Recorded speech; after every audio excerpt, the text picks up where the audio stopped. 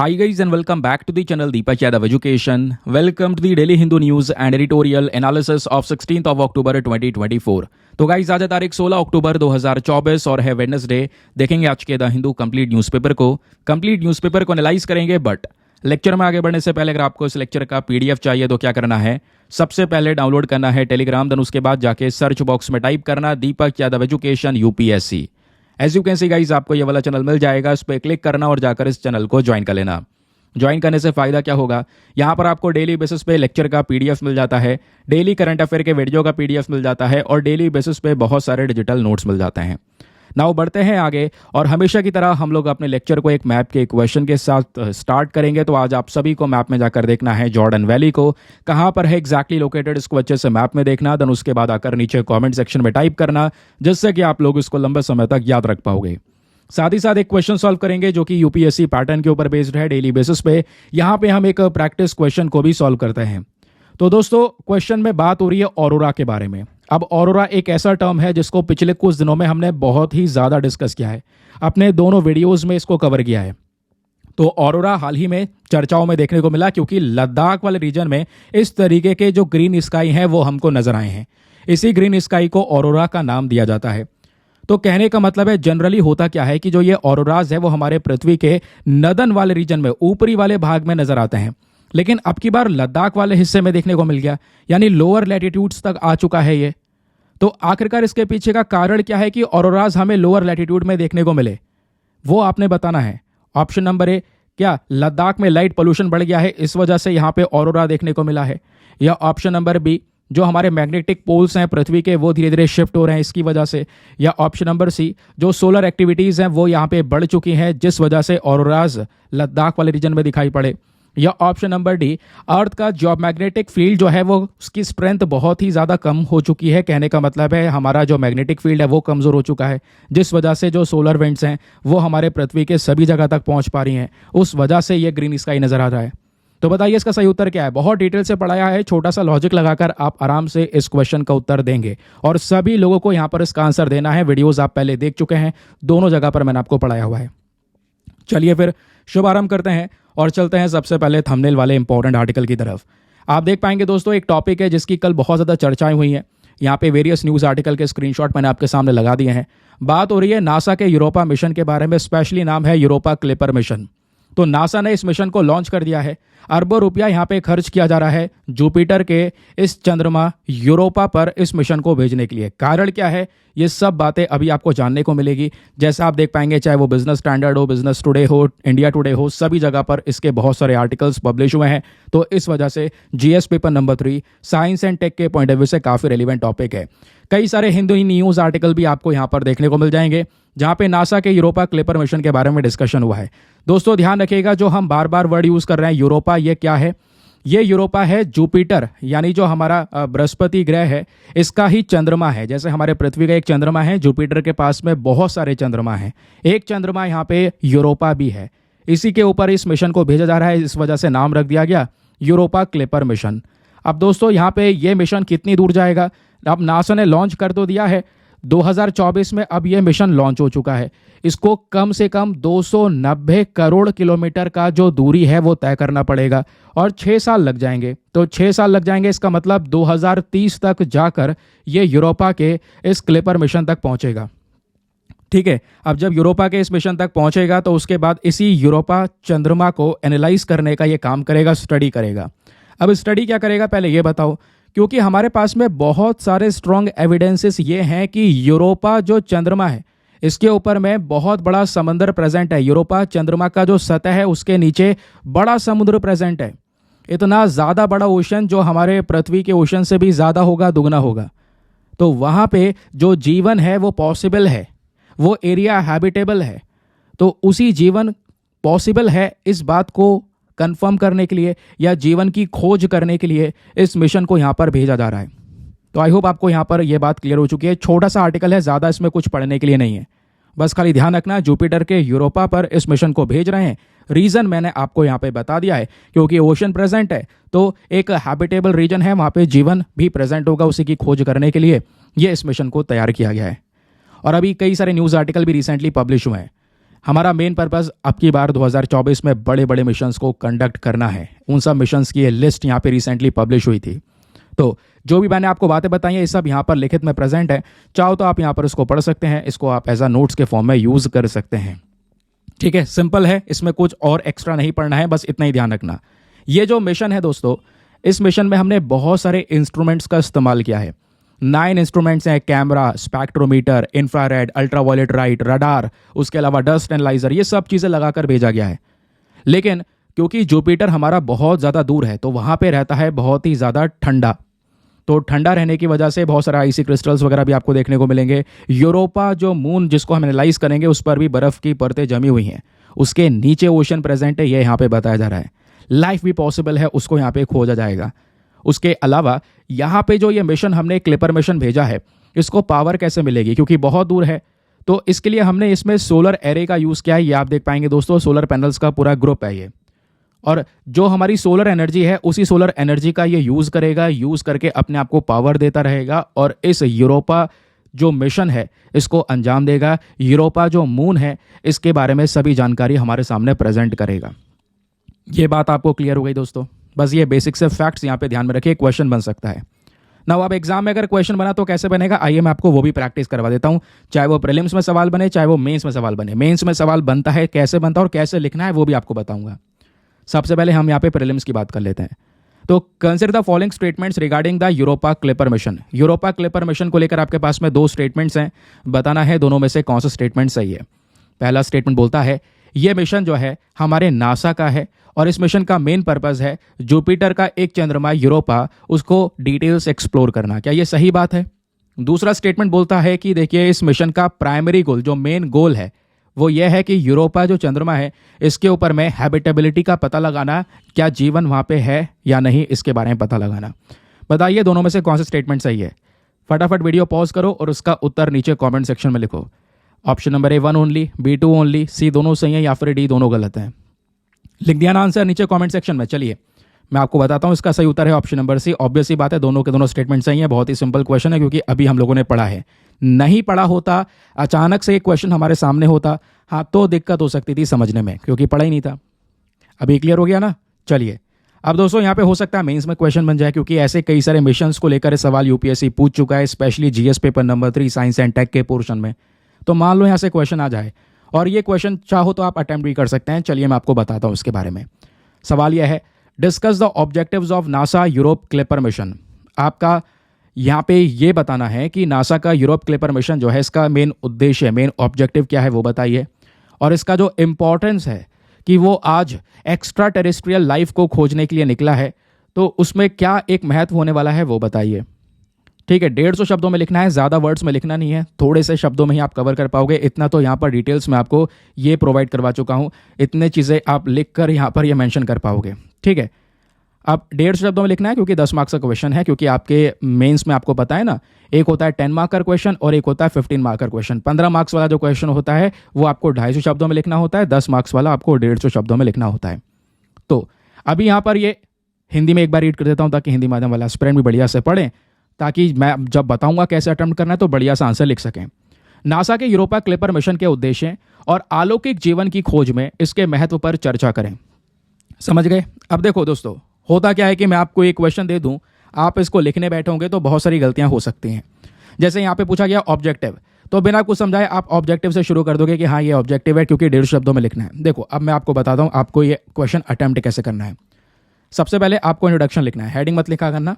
Introduction में क्या लिखना है, आपने पहले थोड़ा सा 3 से 4 लाइनों में यूरोपा का क्लिपर मिशन बताना है। और 3 से 4 लाइनें क्या, 2 लाइनों में आप बता सकते हो कि हाँ मेन पर्पस क्या है इस मिशन का, है ना। उसके अलावा फिर उसके बाद में इसकी लॉन्च डेट अगर बता दोगे तो ज़्यादा बढ़िया है। इसके मेन गोल क्या है वो थोड़ा सा बता देना, समझ गए। फिर उसके बाद इसके ऑब्जेक्टिव, की ऑब्जेक्टिव क्या है, जैसे यूरोपा के आइस शेल को यहाँ पे स्टडी करना है, उसके सरफेस ओशन को स्टडी करेगा, हैबिटेबिलिटी वहाँ पे प्रेजेंट है। यानी तीनों के तीनों हेडिंग तो मैंने यहाँ पर आपको दे ही दी, एग्जैक्टली तीनों हेडिंग लिख के आप लिख सकते हैं। तीसरा यहाँ पे फिर उसके बाद में इस मिशन का इंपॉर्टेंस आपने ये बताना होगा कि भाई यहाँ पे हम पृथ्वी के बाहर जाके कुछ जीवन की खोज कर रहे हैं, उसका इंपॉर्टेंस क्या है वो यहाँ पे थोड़ा सा बता सकते हैं। फिर लास्ट में आपने कंक्लूजन मेंशन करना होगा, आपने ये बताना होगा इस मिशन का पोटेंशियल इंपैक्ट क्या पड़ेगा। हमारी जो यूनिवर्स की अंडरस्टैंडिंग है वो और ज़्यादा एक्सपैंड होती हुई नजर आएगी, वो समझ में आएगा जो अभी तक नहीं हो पाया है ना। तो इस तरीके से आप ये पूरे आंसर को लिख सकते हैं। ये मैं आपको स्टेप्स दे रहा हूँ आंसर राइटिंग का।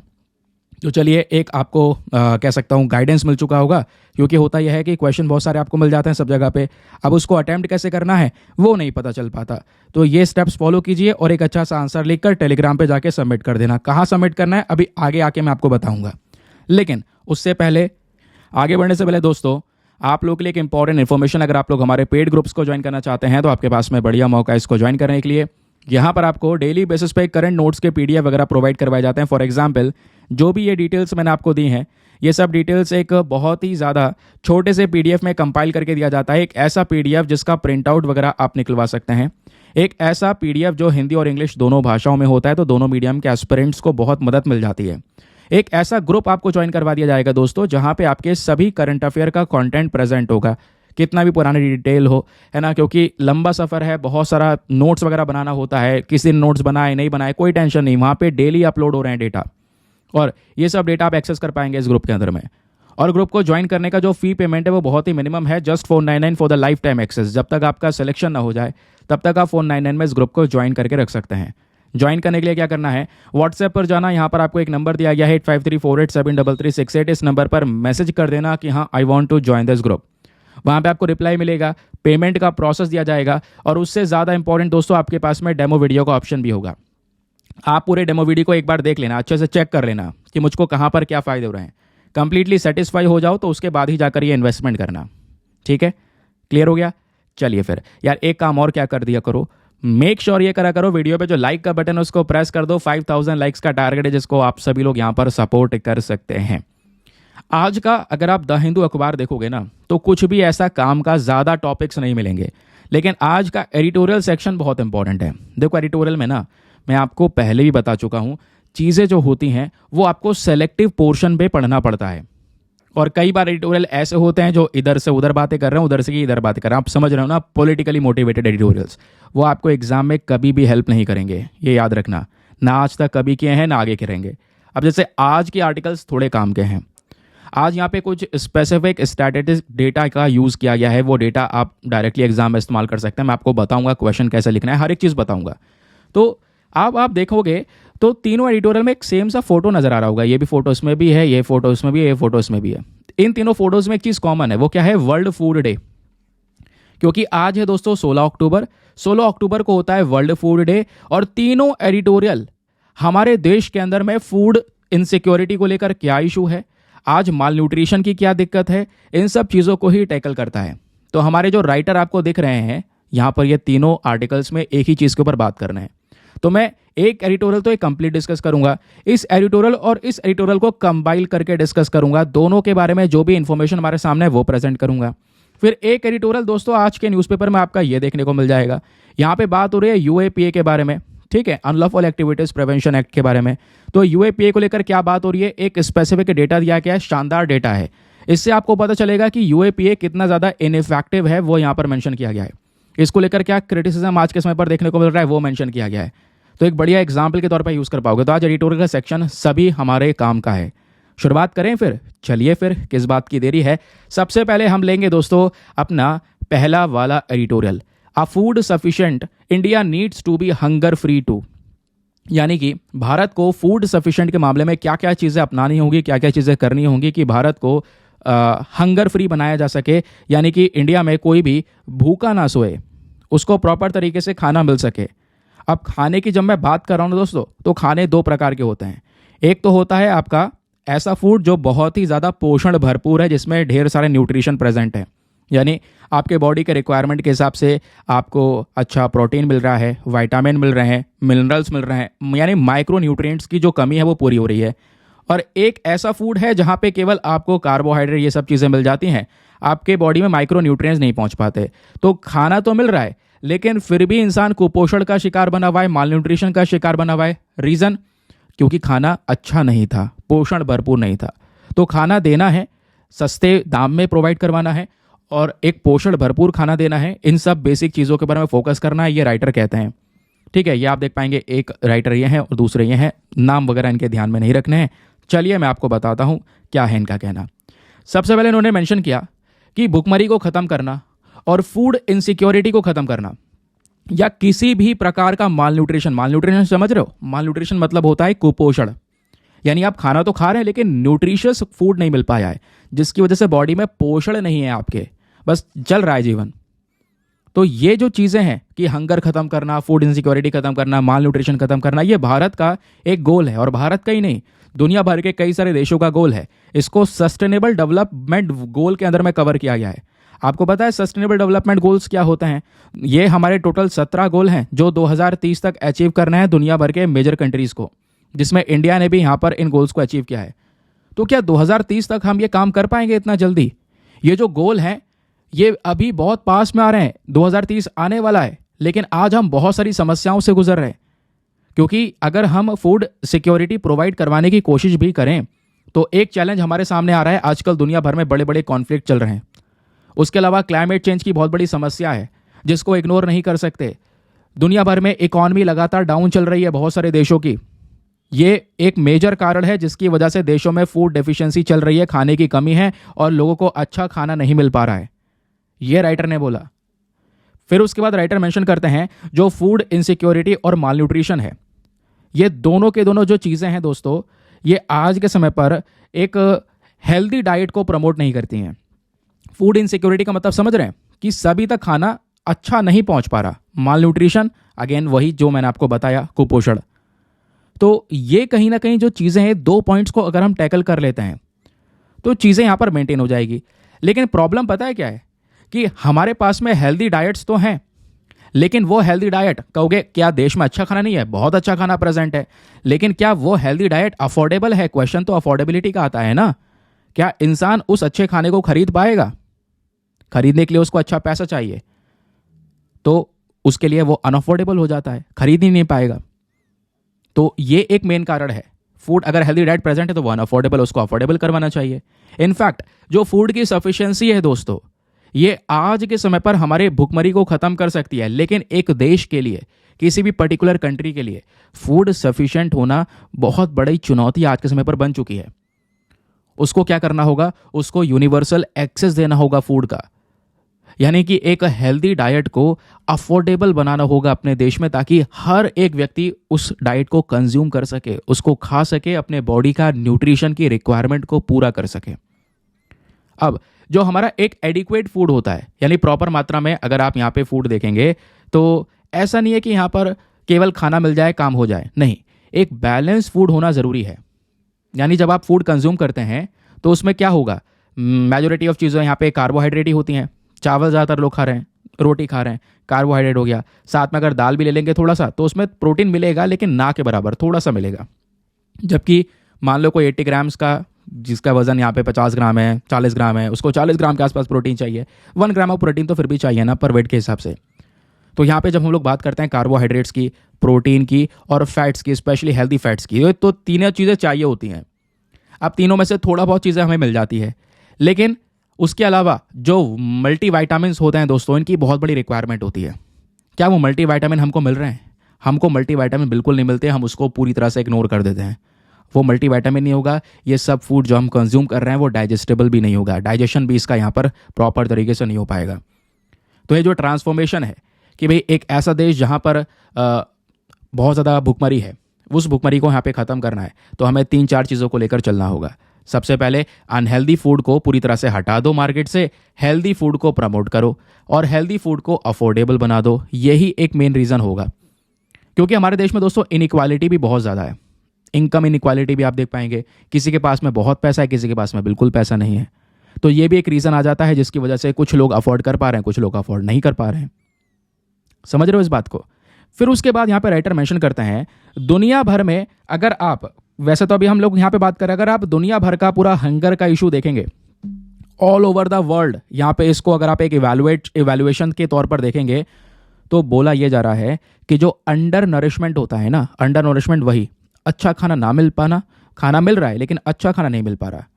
तो यही चीज़ चल रही है आजकल। हम सोचते हैं यार इंसान भूखा तो नहीं सो रहा है कोई, लेकिन आप ये तो देखो कि वो खा क्या रहा है, और इसकी वजह से प्रोग्रेस नहीं हो रही है, क्योंकि वो व्यक्ति की जो रिक्वायरमेंट है वो नहीं पूरी हो रही है, उसका ब्रेन डेवलपमेंट नहीं हो रहा है, बॉडी ग्रोथ नहीं हो रही है। तो यही हम लोग देखते रहते हैं और सोचते हैं कि भाई हमारा जो गोल है जीरो हंगर का, वहां तक हम पहुंच चुके हैं, कोई भूखा नहीं सो रहा है। लेकिन वो खा क्या रहा है आपको ये देखना होगा। दुनिया भर में अंडर नरिशमेंट इंक्रीज हो रहा है। 2023 के अंदर में 9.4% से अंडर नरिशमेंट बढ़ा है, ये यहां पे मेंशन किया गया। और सबसे ज्यादा अफ्रीकन रीजन में आपको देखने को मिलेगा, फिर एशिया में देखने को मिलेगा। एशिया में इंडिया भी आता है दोस्तों, और वहीं पे सबसे ज्यादा आपको इशू देखने को मिलेगा। लैटिन अमेरिका में भी देखने को मिलेगा। अफ्रीका में 20% लोग आज भुखमरी फेस कर रहे हैं। एशिया में 6.2% लोग, सॉरी 8.1%, लैटिन अमेरिका में 6.2%, कैरिबियन में 7.3%। ये सब यहां पर डेटा चल रहा है। ओशियाना वाला रीजन में भी अंडर नरिशमेंट है। लेकिन आप रियल नंबर्स को देखोगे तो एशिया आज के समय पर घर बना हुआ है जहां पे सबसे ज्यादा लोग भुखमरी के शिकार हैं, लगभग 384.5 मिलियन के आसपास। भले ही आप अफ्रीका से भी कंपेयर कर लोगे तो एशिया में ज्यादा बुरे हाल हैं, क्योंकि अफ्रीका में फिर भी 298.4 मिलियन के आसपास लोग ऐसे हैं जो हंगर को फेस कर रहे हैं। ये यहां पर मेंशन किया गया। फिर राइटर ने यहां पर एक चीज और मेंशन की है कि भले ही यहां पर अगर आप देखोगे कि हम बात कर रहे हैं COHD की, यानी कि cost and affordability of healthy diet, ध्यान रखना, यानी कि जो हेल्दी डाइट है उसको, उसकी जो कॉस्ट है वो मेंटेन करना ताकि उसको अफोर्डेबल बनाया जा सके। इसलिए हम cost and affordability of healthy diet का जो पर्सपेक्टिव है वो लेकर चल रहे हैं। इसी इंपॉर्टेंस को राइटर एक्सप्लेन करते हैं। राइटर का कहना यहां पर यह है कि देखिए, लो इनकम जो कंट्रीज हैं जहां पे लोगों की आय इतनी अच्छी नहीं है, वो अभी भी हेल्दी डाइट को प्रॉपर नहीं ले पा रहे। और एक बहुत बड़ा थ्रेट है, बहुत बड़ा खतरा है ये हमारे लिए, क्योंकि 2030 आ रहा है तो आपके सस्टेनेबल डेवलपमेंट गोल्स अचीव नहीं हो पाएंगे जीरो हंगर को अचीव करने के लिए। तो इसका सोल्यूशन यहाँ पर यही है कि आज से ही हमें अपने देश में फूड के प्राइसेस को रेगुलेट करना होगा, ताकि एक इंसान को ऐसा ना लगे कि ये खाना मेरे लिए महंगा लग रहा है, अनअफोर्डेबल है, मैं उसको अफोर्ड नहीं कर पाऊंगा। कम से कम हेल्दी डाइट जो उसके व्यक्ति के लिए अच्छा हो, उस चीज़ को हम लेकर चल सकते हैं। राइटर कहते हैं भारत को फोकस करना होगा थालीनॉमिक्स के ऊपर में। थालीनॉमिक्स जैसे इकोनॉमिक्स होता है वैसे थालीनॉमिक्स है, जहाँ पे फोकस किया जाता है एक अच्छा न्यूट्रिशियस फूड अफोर्डेबल वे में प्रोवाइड करवाना, हर एक इंडियन को अच्छी मील देना। तो हाल ही में कई सारे एक्सप्लोरेशन किए गए जहाँ पे ये मेंशन किया गया, स्पेशली भारत के अंदर में जो रूरल पॉपुलेशन है, जो हमारे गांव वाले, अगर आपको रीजन देख पाओगे तो वहाँ पर भी यही सबसे बड़ा इशू है। रूरल इंडिया पॉपुलेशन 2011 के हिसाब से देखोगे तो वहाँ पर भी उन्हें डाइट तो मिली है, लेकिन प्रॉपर डाइट मिली नहीं है। या चावल ज़्यादा कंज्यूम करना, कार्बोहाइड्रेट से भरपूर वाली डाइट आपको देखने को मिल जाएगी। तो फूड सिक्योरिटी में ज़्यादा कोई बड़ा इंप्रूवमेंट नहीं हुआ है। वही वापस से बात कहते हैं कि भाई खाना मिल रहा है, ये नहीं देखना क्या मिल रहा है खाने में, वो देखना है, क्योंकि एक इंसान की बॉडी का डेवलपमेंट उसी पे डिपेंड करता है। क्लियर हो गया, समझ में आ गया। अब इंडिया में अनहेल्दी डाइट्स का कॉन्सेप्ट क्या है ये सुनिए। इंडिया में जो अनहेल्दी डाइट्स आपको देखने को मिलेंगे दोस्तों, यहां पर एक बहुत बड़ा इम्बैलेंस है। और वो अनहेल्दी डाइट के अंदर में ज़्यादातर जो चीज़ें हैं उसमें हमारे पास में माइक्रो न्यूट्रिएंट्स नहीं हैं। वही मल्टीविटामिन्स वाली जो बात है वो यहाँ पे रखी गई है, वो चीज़ें हमारे पास में नहीं है। और ये डाइट जो है, अगर आप ये सब चीज़ें ऐड करते हैं तो वो बहुत ज़्यादा कॉस्टली हो जाती है, अफोर्डेबल नहीं हो पाती। फिर राइटर ने ये बोला इसी वजह से भारत का ग्लोबल हंगर इंडेक्स में बुरा हाल है। अभी हाल ही में ग्लोबल हंगर इंडेक्स आया है, हमने डिस्कस किया था, याद होगा। 127 देशों का यहाँ पर ये पूरा इंडेक्स तैयार किया है। क्या आप लोग मुझे बता सकते हैं भारत की अब की बार इस इंडेक्स में रैंकिंग क्या है? बताइए रैंकिंग नीचे कमेंट सेक्शन में फटाफट।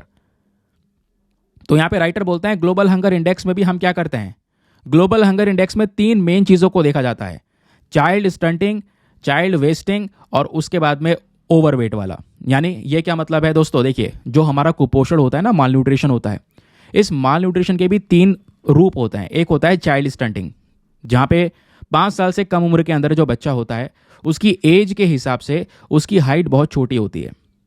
अब ये कारण कोई दूसरा नहीं है, कारण यही है क्योंकि उसको अच्छा खाना नहीं मिल पाया, जिस चक्कर में बॉडी का ग्रोथ नहीं हुआ। फिर दूसरा आता है चाइल्ड वेस्टिंग। अब चाइल्ड वेस्टिंग में अगेन 5 साल से कम उम्र में जो बच्चा है वो, उसकी अगर आप हाइट देखेंगे तो हाइट के हिसाब से उसका जो वेट है बहुत कम होता है, यानी थोड़ा लंबा हो गया है लेकिन बहुत ही ज़्यादा पतला है।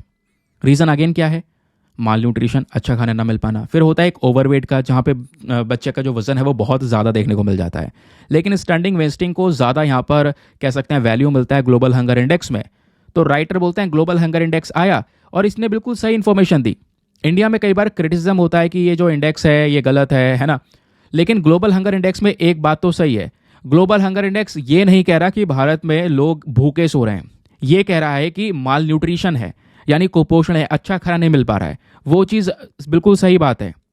राइटर मेंशन करते हैं इंडियन पॉपुलेशन को अगर आप देख पाओगे तो उनका जो मील है, कई लोगों का मील बहुत कम है, कई लोगों का मील प्रॉपर चल रहा है, और ये चीज़ें डिपेंड करती है उनके इनकम इनइक्वालिटी के ऊपर में, क्योंकि जिसके पास में पैसा है अफोर्ड कर रहा है, जिसके पास में नहीं है वो अफोर्ड नहीं कर पा रहा। फिर कई लोगों का कहना यह है कि सर ग्लोबल हंगर इंडेक्स जो है ना, ये जो तैयार होता है, भाई 140 करोड़ इंडियंस हैं, इन 140 करोड़ में से आपने कुछ परसेंट लगभग 3.5 करोड़ लोगों का डेटा ले लिया और उससे यहाँ पे आपने इंडेक्स तैयार कर दिया। राइटर बोलते हैं आप ये देखिए, खुद बोल रहे हैं कि 3.5 करोड़ का डेटा लिया है, तो 3.5 करोड़ लोग भी अगर ऐसी प्रॉब्लम से गुजरेंगे तो 3.5 करोड़ का जो नंबर है इसको इग्नोर तो नहीं कर सकते ना। नंबर ये फिर भी बड़ा है, हाँ भले यहाँ पर 140 करोड़ के कंपैरिजन में ये कम है जिसके आधार पर इंडेक्स तैयार होता है, लेकिन ये नंबर थोड़ा बड़ा है, इसको इग्नोर नहीं किया जा सकता। और इसलिए आज जो वर्ल्ड फूड डे है 16 अक्टूबर का, इसका थीम भी क्या है, right to food for a better life and a better future. तो ये हक है एक अच्छा खाना सभी को प्राप्त हो सके, अच्छी जिंदगी के लिए, अच्छे भविष्य के लिए। समझ गए? तो ये इंपॉर्टेंस आज के समय पर ये जगाता है, आज अवेयरनेस फैलाता है अच्छे फूड की। हमें सबको मिलकर काम करना होगा, एक अच्छे फूड के लिए कैंपेन शुरू करना होगा इंडिया में, और गवर्नमेंट को भी यहाँ पे आना होगा ताकि एक इजी अफोर्डेबल फूड इन सभी लोगों तक पहुँचाया जा सके। ये था हमारा कंप्लीट एडिटोरियल। आई होप आपको बढ़िया तरीके से क्लैरिटी मिल चुकी है, पॉइंट टू पॉइंट हर एक चीज़ मैंने आपको यहाँ पर एक्सप्लेन कर दी है। ठीक है, चलें आगे। चलिए अब फिलहाल तो यहाँ पे इसका एक क्वेश्चन मैं आपको दूंगा मेंस का, उसका उत्तर लिखना है आप सभी को। ठीक है, जो अभी हमने पढ़ा है उसी के आधार पे क्वेश्चन है। क्वेश्चन यह है, discuss the impact of food security on health nutrition outcomes in India. भाई जो फूड सिक्योरिटी है इसका इम्पैक्ट हमारी हेल्थ के ऊपर, हमारे न्यूट्रिशन के ऊपर क्या पड़ रहा है वो बताइए। How can the government ensure equitable access to food for all. कैसे जो सरकार है वो इक्विटेबल एक्सेस दे सकती है, सभी लोगों को यहाँ पर ये खाना प्रोवाइड करवा सकती है। 250 वर्ड्स में लिखना है, 15 मार्क्स का क्वेश्चन। एक बार हिंदी में रीड करता हूँ फिर आपको बताना हूँ ये क्वेश्चन लिखना कैसे है। सवाल यह है, भारत में स्वास्थ्य और पोषण परिणामों पर खाद्य सुरक्षा के प्रभावों पर चर्चा करें। सरकार सभी के लिए भोजन की समान पहुंच कैसे सुनिश्चित कर सकती है, इसको भी बताएं। अब ये कैसे बताना है, आइए दोस्तों मैं आपको बताता हूं कैसे आपने अटेम्प्ट करना होगा, क्योंकि एडिटोरियल है तो क्वेश्चन बन सकता है। इस बार भी फूड इनसिक्योरिटी को लेकर सवाल बनाता है। ये एक कह सकते हैं ना, एक ऐसा टॉपिक है, सिग्नेचर टॉपिक है, जहां से क्वेश्चन बनते ही बनते हैं, हर साल आते हैं यहां से। अब लिखना कैसे, इस आंसर में पहले, क्योंकि अगर आप लिखने बैठोगे तो क्या करोगे, जैसे यहाँ पे पूछा गया impact of food security on health क्या है, तो आप यहाँ पे लिखना शुरू कर दोगे कि देखिए फूड सिक्योरिटी के जो इम्पैक्ट है हेल्थ के ऊपर में ये हैं, पॉइंट शुरू कर दोगे, है ना। ज़्यादातर सिनेरियो में ये होना है। पहले आपको बताना है कि फूड सिक्योरिटी है क्या। फर्स्टली आप आंसर शुरू करेंगे, फूड सिक्योरिटी हेडिंग डालेंगे, उसके बारे में बताएंगे, उस फूड सिक्योरिटी के कंपोनेंट्स को बताएंगे, अवेलेबिलिटी क्या है, कैसे यूटिलाइजेशन है, उसकी स्टेबिलिटी बताएंगे। देन उसके बाद आप इम्पैक्ट शेयर करेंगे। आपने ये बताना होगा कि भाई इसका इम्पैक्ट क्या है, अगर अच्छा फूड नहीं मिल पा रहा है तो उससे माल न्यूट्रिशन, स्टंटिंग, वेस्टिंग हो रहा है। अब ये सब चीज़ें क्या है वो हम अभी पढ़ लिया है हमने, है ना। तो ये एक एक लाइन में आप इसको एक्सप्लेन कर सकते हैं, इसमें कोई ज़्यादा चीज़ एक्सप्लेन करने की नहीं, एक एक लाइन में एक्सप्लेन हो जाएगा। फिर इनसे संबंधित इशूज़ क्या हो रहे हैं फूड इनसिक्योरिटी संबंधित, तो हेल्थ इंपैक्ट आपको पता चल गया। फिर आप बताएंगे कि कैसे एक अच्छा न्यूट्रिशन ना मिलने की वजह से एक इंसान की प्रोडक्टिविटी, उसका एजुकेशन, क्योंकि ब्रेन डेवलपमेंट अच्छा नहीं होगा तो सही से पढ़ाई नहीं कर पाएगा, ओवरऑल उसकी हेल्थ वेलबींग, बॉडी ग्रोथ, ये सब नहीं हो पाएगी, तो ये इम्पैक्ट बताएंगे। फिर क्योंकि हमें इस क्वेश्चन में 2 पार्ट्स को डील करना है, अब पहला पार्ट तो डील कर लिया, दूसरा पार्ट बोलता है कि कैसे गवर्नमेंट इक्विटेबल एक्सेस दे सकती है फूड का। तो इसके लिए यहाँ पे सरकार का रोल आप मेंशन करेंगे, कुछ स्कीम बताएंगे, national food security act, public distribution scheme, इस चीज़ के बारे में बता सकते हैं। तो यहाँ तो मैंने हेडिंग ही दे दी है। फिर इनका जो फोकस है कि कैसे हम लोगों तक इक्विटेबल वे में यहाँ पे फूड पहुँचा सकें, इसके ऊपर ध्यान देना होगा। फिर लास्ट में कंक्लूजन ऐड करना होगा, लास्ट में कुछ ओपिनियन, कुछ वे फॉरवर्ड शेयर करने होंगे, जहाँ पे आपको पूरा अप्रोच बताना होगा कि भाई यहाँ पे कुछ नए नए पॉलिसीज़ के लेकर आ सकते हैं, कुछ पॉलिसीज़ में बदलाव हो सकते हैं, क्या बदलाव हो सकते हैं वो आप बता सकते हैं। तो इस तरीके से इन पॉइंट्स में चलो अब फटाफट इसका आंसर लिखो, और आंसर लिखने के बाद में कहाँ पे सबमिट करना है, टेलीग्राम पर जाना, वहाँ पे जाके सर्च बॉक्स में लिखना दीपक यादव एजुकेशन मेंस ग्रुप। जैसे आप फुल फॉर्म लिखोगे मेरा टेलीग्राम चैनल मिलेगा, जहाँ पे ऑलरेडी 80,000 से ज़्यादा लोग जुड़ चुके हैं। आप भी जुड़कर अपने आंसर्स को लेकर वहाँ पे सबमिट कर सकते हैं। आंसर को सबमिट करने के साथ साथ एक छोटा सा काम और करना, एटलीस्ट सभी लोगों को 2-2 आंसर्स रिव्यू करने हैं। जब आप सभी लोग 2-2 आंसर्स को रिव्यू करेंगे बहुत सारे फायदे होंगे, आपको भी, सामने वाले को भी। आपको कुछ इंपॉर्टेंट पॉइंट्स मिलेंगे जो आप अपने नोट्स में इंक्लूड कर सकते हैं। सामने वाले के आंसर में अगर कोई मिस्टेक होती है तो आप उनको बता सकते हैं कि यहाँ पर इम्प्रूवमेंट की आवश्यकता है। इस प्रकार से कोऑपरेटिव वे में वो पूरा का पूरा ग्रुप काम करता है। ठीक है, ये बात क्लियर हो गई। चलिए फिर आते हैं अगले एडिटोरियल की तरफ। अब यहाँ पे दोस्तों जो अगला एडिटोरियल है ये भी हमारा फूड एक्सेस को लेकर ही बात कर रहा है, क्योंकि स्टार्टिंग में ही मैं आपको दिखा चुका हूँ कि आज हमारे सभी एडिटोरियल सीधा सीधा वर्ल्ड फूड डे के थीम के बेसिस पर हैं। तो पहला आर्टिकल समाप्त किया, बाकी दो को कंबाइन करके डिस्कस करेंगे, दोनों एक साथ मैं आपको बताने वाला हूँ। ठीक, अब दोस्तों ये वाला आर्टिकल ना अच्छे से सुनिएगा, बस खाली सुनते रहना, मैं आपको एक्सप्लेन करता चलूंगा राइटर का यहाँ पर क्या है कहना। चलिए, यहाँ पे हमारे राइटर सबसे पहला पैरा में क्या मेंशन करते हैं, ये बोलते हैं कि जो हमारा अक्टूबर 16 2024 यानी आज की तारीख, ये वर्ल्ड फूड डे के तौर पर हम लोग सेलिब्रेट करते हैं। और इस बार थीम है right to food for a better life and a better future. ठीक है, अगेन वही वाली बात जो हम लोग पहले डिस्कस करें, तो थीम ध्यान रखना, थीम एज इट इज रटना भी पड़ता है, थीम में कोई बदलाव नहीं हो सकता। यह थीम हाईलाइट करता है कि भाई एक सेफ, न्यूट्रिशियस और अफोर्डेबल फूड की कितनी ज़्यादा ज़रूरत है। यहाँ पर एक एजेंसी है, रोम बेस्ड एजेंसी आपको देखने को मिल जाएगी, जिसका नाम है फूड एंड एग्रीकल्चर ऑर्गेनाइजेशन। ये यूनाइटेड नेशन की एजेंसी है। International fund for agriculture development, ये एक बॉडी है, IFAD इसको बोलते हैं। फिर वर्ल्ड फूड प्रोग्राम, एक ये बॉडी देखने को मिलेगी। ये तीनों बॉडीज आपस में मिलकर आज कोलैबोरेट कर रही हैं हमारी भारत सरकार के साइड से, और इन लोगों के साथ में कोलैबोरेट करके हमारा मेन पर्पज़ यही है कि हम एक हेल्दी और अच्छा न्यूट्रिशन प्रोवाइड करवा सके इंसान को, और वो जो इंसान है उसका जो जीवन है वो हंगर और माल न्यूट्रिशन फ्री हो सके।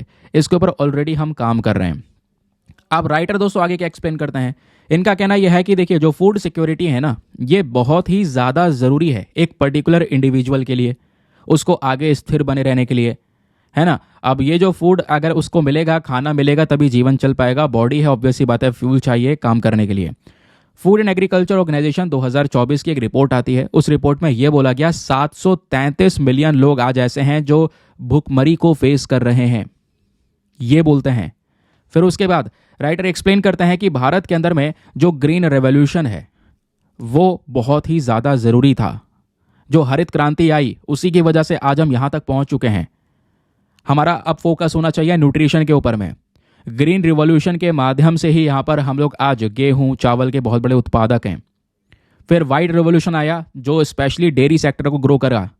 ब्लू ट्रांसफॉर्मेशन आया स्पेशली फिशरी सेक्टर को ग्रो करने के लिए। तो ऐसे बहुत सारी क्रांति आई हैं। ये एफर्ट्स जो लगाए गए हैं नो डाउट सबसे शानदार एफर्ट थे, जिसकी वजह से इंडिया आज यहाँ तक पहुँचा है। इतनी बड़ी आबादी के साथ में भी यहाँ पे हम ये इतने रेवोल्यूशंस को लेकर आ पाए। ये जो एफर्ट्स हैं, ये एफर्ट्स ये हाईलाइट करते हैं कि हमको ज़रूरत है आज अलग अलग फूड सोर्सेज की। ऐसा नहीं है केवल एक ही खाना, केवल दाल चावल से काम चलेगा। इसमें बहुत सारी और भी चीज़ें हमें ऐड करनी होंगी, और वो सब चीज़ें ऐड करने के लिए एक इंसान के ज़िंदगी में न्यूट्रिशन ऐड करने के लिए सबसे पहले उसकी इनकम इनइक्वालिटी के ऊपर में काम करना होगा। पैसा होगा उसके पास में तभी वो चीज़ों को अफोर्ड कर पाएगा। समझ गए। देन उसके बाद राइटर मेंशन करते हैं भारत की जो जर्नी है फूड सिक्योरिटी की साइड पर, ये कैसी रही है ज़रा ये समझिए। इंडिया ने बहुत सारे कदम उठाए फूड सिक्योरिटी को अपनाने के लिए पिछले 60 सालों में। एक समय ऐसा था जब हमारा देश फूड डेफिशिएंट हुआ करता था। हमारे देश में खाने की कमी हुआ करती थी। हम ज़्यादातर खाना, चाहे गेहूं चावल भी हम बाहर से इंपोर्ट क्या करते थे, मंगाते थे। लेकिन ग्रीन रेवोल्यूशन की वजह से आज हम गेहूं चावल इतना ज़्यादा प्रोड्यूस करते हैं कि दुनिया भर के कंट्रीज़ को एक्सपोर्ट भी करते हैं। तो समय बदला है। मिलियंस ऑफ लोग ऐसे हैं जिनको अच्छा खाना मिला है। इंडिया की बढ़ती आबादी भले ही हमारे लिए बहुत बड़ा चैलेंज हो, लेकिन ऐसा नहीं है उस चैलेंज से हम निपटे नहीं हैं। इंडिया का ग्रीन रेवोल्यूशन का एक अहम रोल है, उसको हम कभी भूल नहीं सकते और आज भी हमें उसका इंपॉर्टेंस पता होना चाहिए। फिर उसके बाद राइटर मेंशन करते हैं भारत की जो फूड सिक्योरिटी है इसमें एक और इम्पॉर्टेंट पिलर है, उस पिलर को भी आप नज़रअंदाज नहीं कर सकते। वो पिलर है NFSA। यह है नेशनल फूड सिक्योरिटी एक्ट 2013 वाला। इस पर्टिकुलर एक्ट के माध्यम से लगभग 800 मिलियन जो नागरिक हैं उनको फूड प्रोवाइड करवाने की बात की गई। पीएम मोदी ने हाल ही में, आपको पता है, फोर्टिफाइड राइस का जो कॉन्सेप्ट है वो लेकर आए। फोर्टिफाइड राइस क्या होता है दोस्तों? फोर्टिफाइड राइस वो वाला चावल होता है जिसको हम बनाते हैं अलग से कुछ न्यूट्रिशन ऐड करके। जैसे मान लो कोई चावल है, उसमें हमने आयरन ऊपर से ऐड कर दिया, आयरन का सप्लीमेंटेशन दे दिया। आयरन ऐड करने से अब वो चावल जो कंज्यूम करेगा, है ना, उसके बॉडी में जो ब्लड का इशू है, एनीमिया का इशू है, ब्लड की कमी है, तो वो पूरी हो जाएगी। तो इस तरीके से चावल के अंदर हमें अलग से न्यूट्रिशन ऐड करने का कॉन्सेप्ट अभी रिसेंटली पीएम मोदी ने अप्रूवल दिया है और बोला है जुलाई 2024 से लेकर दिसंबर 2028 तक हम भारत के लोगों को ये फोर्टिफाइड राइस प्रोवाइड करवाएंगे ताकि उनका न्यूट्रिशन लेवल इंप्रूव हो सके, उनको एक अच्छी फूड सिक्योरिटी प्रोवाइड करवा सके। इंडिया का जो ओवरऑल फूड सेफ्टी सिस्टम आपको देखने को मिलता है, ये एक बड़ा कमिटमेंट दर्शाता है कि हमने भुखमरी को ख़त्म करने के लिए बहुत सारे स्टेप्स उठाए। लेकिन यहाँ पे एक बहुत शानदार कोलैबोरेशन है, हमारी कई सारी पॉलिसीज़ हैं, लोकल इनिशिएटिव हैं जो देश के फूड सिक्योरिटी सिस्टम की मजबूती को दर्शाते हैं। इंडिया धीरे धीरे करके एडवांस हुआ, हमारे जो सिस्टम है वो ज़रूरी होते चले गए। आज भी वैसे हम कई सारी समस्याओं से गुजर रहे हैं, लेकिन उन चैलेंजेस को डील करना होगा। अब बात आती है चैलेंजेस की। हमारे एग्रीकल्चर सेक्टर में बहुत सारे चैलेंजेस है। हमने बाकी सारे एडिटोरियल में या पहले आर्टिकल डिस्कस किया जहाँ पे ये बोल रहे हैं लोगों तक खाना नहीं पहुँच पा रहा है, इनकम इनइक्वालिटी, ये सब कुछ है। लेकिन एग्रीकल्चर सेक्टर में भी तो बहुत सारे चुनौतियाँ हैं। अगर उन एग्रीकल्चर सेक्टर की चैलेंजेस को टैकल करते हैं तो फूड का प्रोडक्शन ऑटोमेटिकली बढ़ जाएगा। अगर वो फूड प्रोडक्शन बढ़ता है तो ऑब्वियस ही बात है लोगों तक एक अच्छा खाना अफोर्डेबल वे में ही पहुंचेगा। तो एक नया कॉन्सेप्ट यहाँ पे ऐड कर लेना। अब दोस्तों यहाँ पे एग्रीकल्चर सेक्टर में क्या चैलेंज है? राइटर बोलते हैं भारत की जो इकोनॉमी है आज वो मेजोरिटी ऑफ बेसिस पे एग्रीकल्चर सेक्टर पे ही डिपेंडेंट है। हमारे पास में 93.09 मिलियन एग्रीगेरियन हाउस होल्ड्स आपको देखने को मिलेंगे। कहने का मतलब है बहुत सारे मिलियंस ऑफ लोग इसी एग्रीकल्चर सेक्टर में काम कर रहे हैं, जिसमें से किसान छोटे और बड़े किसान दोनों हैं, जिसको हम स्मॉल और मार्जिनल फार्मर्स के नाम से जानते हैं। ठीक है, स्मॉल मार्जिनल दोनों छोटे वाले हो गए। फिर एक बड़े फार्मर्स भी आपको देखने को मिले जिनके पास में बहुत सारी ज़मीन, बहुत सारी बड़ी खेती करते हैं। लेकिन इंडिया में प्रॉब्लम यही है 82% स्मॉल फार्मर्स हैं जिनके पास में 2 हेक्टेयर है, 2 हेक्टेयर से कम ज़मीन आपको देखने को मिलेगी। तो वो फार्मर सबसे बड़ी दिक्कत को फेस करते हैं। भाई वो कैसे प्रोडक्टिविटी को अपनाएं, कैसे क्या उगाएं, क्योंकि नेचुरल रिसोर्सेज को अगर आप देखेंगे तो वो लगातार हमारे लिए प्रॉब्लम क्रिएट कर रहा है, क्योंकि नेचुरल रिसोर्सेज के ऊपर में इंपैक्ट पड़ रहा है। भाई खेती करोगे तो यहाँ पे पानी चाहिए नहीं चाहिए? चावल की खेती करने के लिए बहुत सारा पानी का रिक्वायरमेंट होता है। पानी कहाँ से आएगा? ग्राउंड वाटर से निकाला जा रहा है। अब ग्राउंड वाटर को जगह जगह पे इतना ज़्यादा यूज़ कर लिया है कि ग्राउंड वाटर लेवल डिप्लीट हो गया है, बहुत ज़्यादा डाउन पहुँच गया है। आज हम भारत में मोनोक्रॉपिंग कर रहे हैं, ये बहुत गलत है। हम अपने खेत में केवल एक ही फसल लगा रहे हैं, जो गेहूं लगा रहा है वो वही लगा रहा है, जो चावल लगा रहा है वो वही लगा रहा है। चीज़ें हम बदल नहीं रहे हैं। अपने एग्रीकल्चर सेक्टर में डाइवर्सिफिकेशन नहीं है, अलग अलग प्रकार की फसलें नहीं लगाई जा रही हैं। ये यहाँ पे बोला गया। सॉइल मैनेजमेंट नहीं है हमारे पास में, तो हमें वाटर का यूजेज के अंदर में इंप्रूवमेंट करना, सॉइल मैनेजमेंट करना आज हमारे लिए सबसे बड़ी ज़रूरत है, ताकि एक अच्छा प्रोडक्शन हो सके फूड का। हमारे फार्मर्स, स्पेशली जो स्मॉल होल्डर फार्मर्स जिनके पास में ज़मीन बहुत कम है, छोटी ज़मीन है, वो कोई मॉडर्न टेक्निक अपना नहीं पाते। उनकी प्रोडक्टिविटी बहुत ही ज़्यादा कम है, क्योंकि इनकी इनकम भी अच्छी नहीं होती, तो कोई टेक्नोलॉजी वगैरह यूज़ ही नहीं कर पाते। वो जैसा चल रहा है वैसी मामला चल रहा है, जैसे पहले कई सालों पहले चल रहा था वही आज चल रहा है। हमने अभी भी पुराने वाले समय के हिसाब से चल रहे हैं, समय के साथ हम अपडेशन कर नहीं पाए हैं वो, क्योंकि इनकम नहीं हो पा रही है ना। तो हमारा जो मार्केट एक्सेस है वो हमें इंप्रूव करना होगा। बहुत सारे हमारे छोटे फार्मर्स को मदद की ज़रूरत है, उनको अच्छा मार्केट देने की ज़रूरत है, अच्छा इंफ्रास्ट्रक्चर देने की ज़रूरत है, मॉडर्न टेक्निक्स देने की ज़रूरत है, जिससे उनका प्रोडक्शन बेहतर हो सके, फूड वेस्ट कम से कम हो सके और मार्केट से उनको एक अच्छा पैसा मिल सके। ये करना होगा, नहीं तो फिर चैलेंजेस ऐसे ही बने रहेंगे, फूड्स इनसिक्योरिटी की समस्या ऐसी बनी रहेगी। फिर राइटर बोलते हैं क्लाइमेट चेंज एक ऐसा मुद्दा है जिसको आज हम इतना ज़्यादा वैल्यू में ले चुके हैं और ध्यान देना ज़रूरी भी है। क्लाइमेट चेंज क्या? लगातार टेम्परेचर बढ़ना, इसकी वजह से एग्रीकल्चर सेक्टर पे असर पड़ रहा है। कई बार वेदर पैटर्न्स चेंज हो रहे हैं, गर्मी इतनी पड़ जा रही है कि फसलें बर्बाद हो जा रही हैं, या कई बार बारिश इतनी हो जा रही है तो अगेन उससे भी फसलें बर्बाद हो जा रही हैं। तो ये हमें टैकल करने की ज़रूरत है। हमारे पास में रोम बेस्ड एक एजेंसी है और भारत सरकार, दोनों मिलकर क्या कर रहे हैं? नेचुरल रिसोर्स मैनेजमेंट को प्रमोट कर रहे हैं। हम एजुकेशन प्रोवाइड करवा रहे हैं, टेक्नोलॉजी, फाइनेंशियल सपोर्ट, इसको और बड़े लेवल पर प्रोवाइड करवाना होगा, क्योंकि हमारा मेन पर्पस है जितने भी स्मॉल होल्डर फार्मर्स है, छोटे फार्मर्स है, उनको सशक्त बनाना, उनको मजबूत करना, क्योंकि उन्हीं की संख्या सबसे ज़्यादा है। वो देश के लिए कंट्रीब्यूशन बढ़िया दे पाएँ, उनको भी सपोर्ट करना होगा। हम वर्ल्ड फूड डे में राइट टू फूड की बात करते हैं, हर एक व्यक्ति तक खाना पहुंच सके, अच्छा खाना पहुंच सके, अफोर्डेबल खाना पहुंच सके। लेकिन हमारे स्मॉल होल्डर फार्मर्स की भी तो बात करो ना। तो जो फूड सिक्योरिटी है हमारी farming families, non farming families दोनों के लिए ज़रूरी है। समझ गए इस बात को? एट द लास्ट यहाँ पे राइटर मेंशन करते हैं एक रिस्पॉन्सिबिलिटी को। लेकिन उससे पहले उन्होंने मेंशन किया है, देखिए हमारे पास में ना जो फूड एक्सेस इनइक्वालिटी है वो भी देखने को मिलती है। यानी कुछ लोग अफोर्डेबल वे में अफोर्ड कर पा रहे हैं, कुछ लोग यहाँ पे अफोर्ड नहीं कर पा रहे हैं। राइटर बोलते हैं जो वर्ल्ड फूड डे है 2024 का, ये हमें दोबारा याद दिलाता है, रिमाइंड करवाता है कि जो फूड एक्सेस है ये केवल बात प्रोडक्शन पे नहीं टिकती है।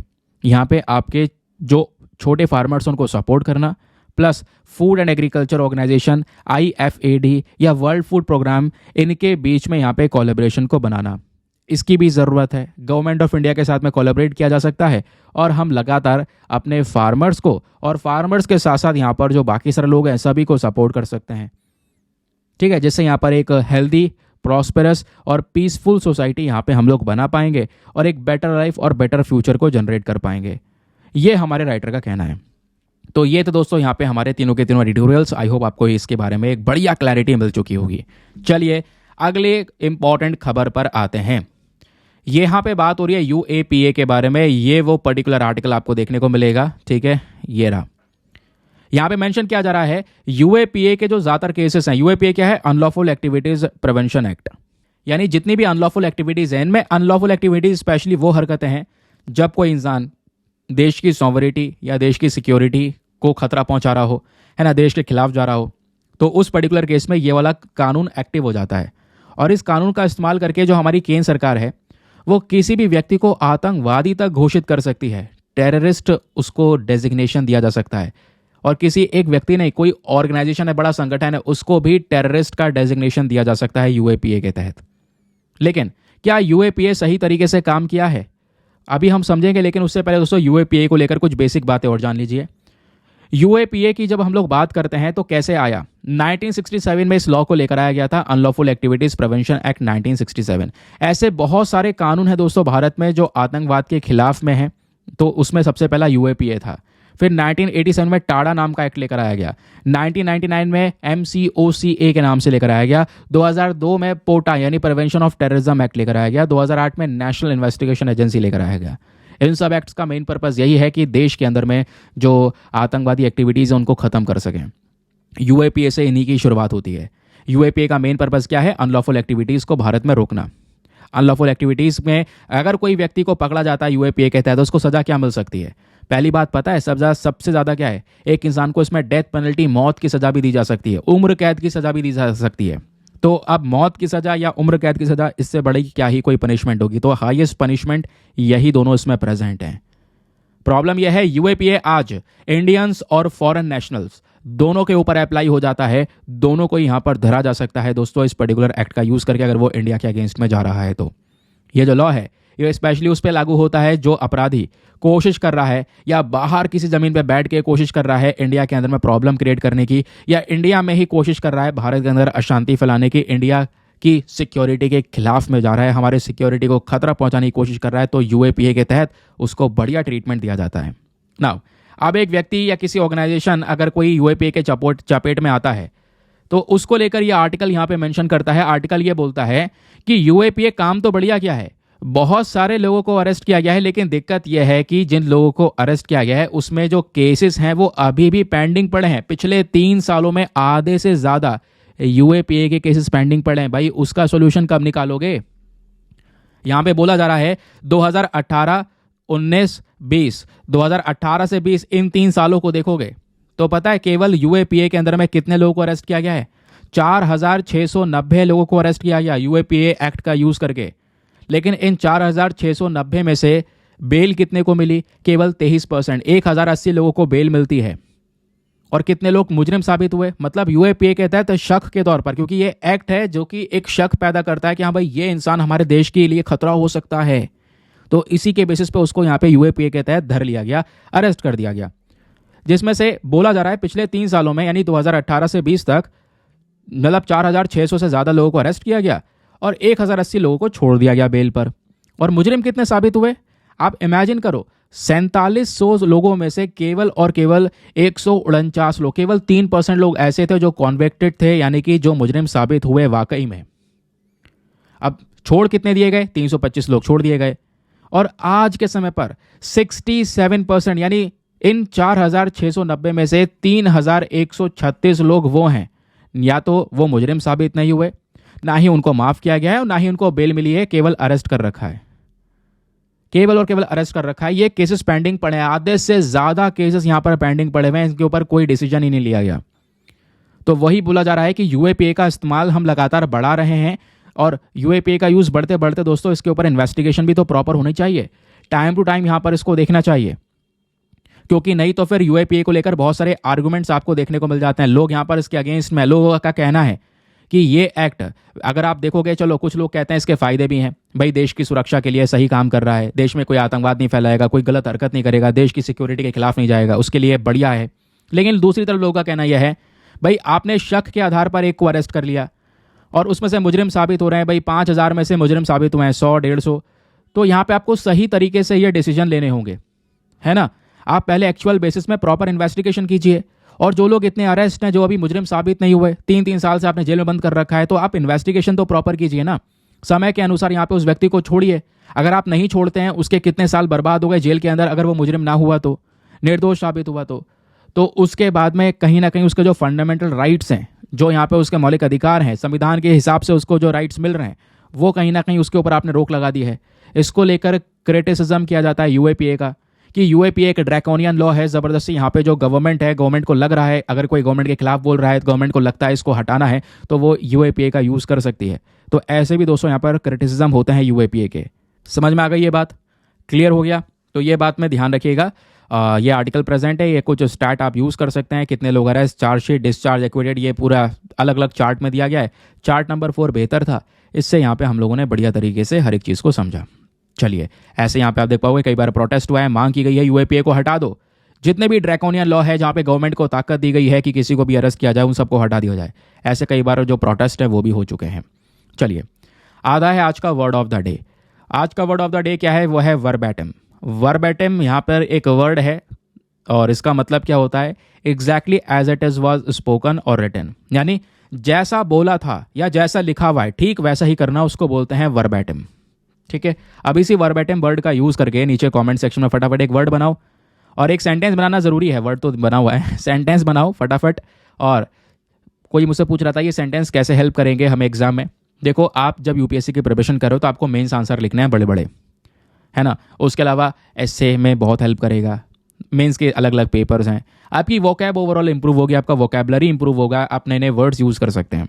तो वर्बैटिम वर्ड यूज़ करके एक सेंटेंस बनाइए, नीचे कमेंट सेक्शन में सभी लोगों को बनाना है ताकि आपको ये हेल्प कर सके। चलिए, अब आते हैं क्वेश्चन के ऊपर में। स्टार्टिंग में आपको एक क्वेश्चन दिया गया था, याद होगा, और मैंने बताया ऑरोरा के बारे में कि ऑरोरा अब की बार लद्दाख वाले रीजन में तक दिखाई पड़ गया। इसके पीछे का कारण क्या है? क्या लद्दाख में लाइट पोल्यूशन बढ़ गया, इस वजह से हरे बादल दिखाई दे रहे हैं? ऐसा कुछ नहीं है। क्या मैग्नेटिक पोल शिफ्ट हो गए? नहीं। क्या सोलर एक्टिविटी बढ़ चुकी है? जी बिल्कुल सही बात है, क्योंकि हमने कल डिस्कस किया था कि जो सूर्य है, सूर्य से बहुत सारी सोलर विंड निकल कर आती है। अब सन से जो ये सोलर विंड निकल कर आ रही है वो हमारे पृथ्वी तक आती है, लेकिन पृथ्वी के पास में इस तरीके से मैग्नेटिक फील्ड्स आपको नजर आती हैं। ये मैग्नेटिक फील्ड हमको इस सोलर विंड से बचा लेती है, लेकिन कुछ सोलर विंड इस तरीके से आके हमारे नॉर्थ पोल और साउथ पोल पर आती हैं, और यही सोलर विंड हमारे एटमॉस्फेयर के साथ में मिक्स होने के बाद, मिलने के बाद में ऑरोरा बनाती हैं, इस तरीके से हरे कलर के बादल को प्रोड्यूस करती हैं। समझ गए इस बात को? तो दोस्तों, यहाँ पे लद्दाख वाले रीजन तक जो आज के समय पर हरे बादल दिखाई दिए हैं, उसके पीछे का रीज़न यह है कि भाई ये सोलर विंड्स की एक्टिविटी, यानी सोलर एक्टिविटी अब की बार बहुत ज़्यादा हुई है, और ये सोलर विंड्स और ज़्यादा स्ट्रॉन्ग देखने को मिली, जिस वजह से ये सोलर विंड्स ऊपर से ही सीधा हमारे लद्दाख वाले हिस्से तक आई, जिसकी वजह से हमें ऑरोरा वहाँ पे नजर आया। ठीक है, तो ये बस सिंपल सी बात थी। ऑरोरा क्यों बढ़ा? क्योंकि सोलर एक्टिविटीज़ अब की बार बढ़ती हुई नजर आई। चलिए, अब आते हैं आज के मैप वाले क्वेश्चन पर। भाई, जॉर्डन वैली के बारे में बात हो रही थी। जॉर्डन वैली कहाँ पर है? चलिए, मैं आपको मैप में, मैंने वैसे देखने के लिए बोला था, पता नहीं आपने देखा होगा नहीं देखा होगा, बता देता हूँ। मिडिल ईस्ट के अंदर में अब जॉर्डन लगातार चर्चाओं में है। जॉर्डन एक पड़ोसी देश है इजराइल का, इजराइल, लेबनान, गाजा पट्टी, पैलेस्तीन, ये सब चर्चाओं में ही है। तो मिडिल ईस्ट में ही दोस्तों आपको जॉर्डन नजर आएगा, और जॉर्डन नदी वहाँ पे बहती है, और उसी नदी के नाम पे इस देश का नाम है जॉर्डन, और उसी नदी के पास में दोस्तों जॉर्डन वैली आपको नजर आएगी। मैप में दिखा देता हूँ अच्छे से ताकि क्लैरिटी मिल जाए। ये आपको देखने को मिलेगा, ये है जॉर्डन, ये है आपका इजराइल, ये है आपका वेस्ट बैंक, ये है गाजा पट्टी, और ऊपर है यहाँ पर लेबनान। अब बीच में जो नदी जा रही है, यही नदी है जॉर्डन रिवर। ये देखिए लिखा हुआ भी है, जॉर्डन रिवर जो है ये कनेक्ट है डेड सी के साथ में, ये यहाँ पर है डेड सी। अब जो ये नदी है दोस्तों, इधर वेस्ट बैंक है, इधर यहाँ पर जॉर्डन रिवर है, दोनों तरफ पहाड़ हैं, बीच में नदी है, इसी को हम लोग क्या बोलते हैं, जॉर्डन वैली बोलते हैं। यही घाटी है। वैली क्या होती है? घाटी होती है भाई, ये पहाड़ है, ये पहाड़ है, बीच में नदी बह रही है। वही सिनेरियो यहाँ पर है, इधर पहाड़ है, इधर पहाड़ है, बीच में यहाँ पर आपको ये वैली देखने को मिलेगी, जिसको नाम दिया गया है जॉर्डन वैली। ठीक है, तो जॉर्डन वैली के आसपास क्या क्या है? एक तरफ जॉर्डन का पूरा देश है और दूसरी तरफ इजराइल और वेस्ट बैंक आपको नजर आएगा। क्लियर? चलिए, तो ये था आज का सेशन। आई होप आपको मजा आया होगा। बहुत सारी चीज़ें हम लोगों ने आज क्लियर की हैं। आज न्यूज़पेपर में ज़्यादा शॉर्ट न्यूज़ नहीं थी, बट एडिटोरियल काम किए थे, तो वो एक्सप्लेन किए। अब जो क्वेश्चन आपको दिए गए हैं उसको अटेम्प्ट कीजिएगा, और कैसे आंसर लिखना है बता ही चुका हूँ। आंसर लिखिएगा, सबमिट कीजिएगा। चलिए, मिलते हैं आपसे अगले वीडियो में। आज के लिए bye bye, have a nice day, thank you and जय हिंद।